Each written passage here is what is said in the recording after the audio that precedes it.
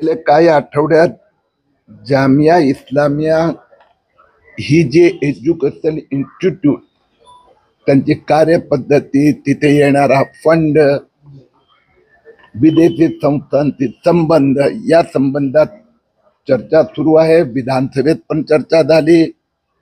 या संबंधात अधिक माहिती घेण्यासाठी क्या पैसा कुठून येतो, कुठे जातो, इथे विद्यार्थी कुठून येतो, एक छोटासा म्हणजे नंदुरबार, अक्कलकुवा इथेच एवढी मोठी इन्स्टिट्यूट कशी काय, याचा हेतू काय, इथे कुठले विद्यार्थी येतात, त्यांचे पैसे कोण भरतात, आणि याच्या जे नियम आहे त्या नियमात भंग होतोय, व्हायोलेशन होतंय, हे सगळं समजून घेण्यासाठी मी आज इथे आलो आहे.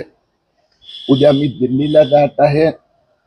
दिल्लीत पण जे मोठ्या या इन्व्हेस्टिगेटिव्ह एजन्सीज आहेत त्या संस्थांच्या अधिकाऱ्यांची माझी भेट होणार आहेत आणि या संस्थेचं फुल फ्लेज इन्व्हेस्टिगेशन करावं अशी आमची मागणी आहे. राज्य सरकारने ATS ला सांगितलं आहे. काही दिवसांनी सगळी हकीकत आपल्या समक्ष येणार.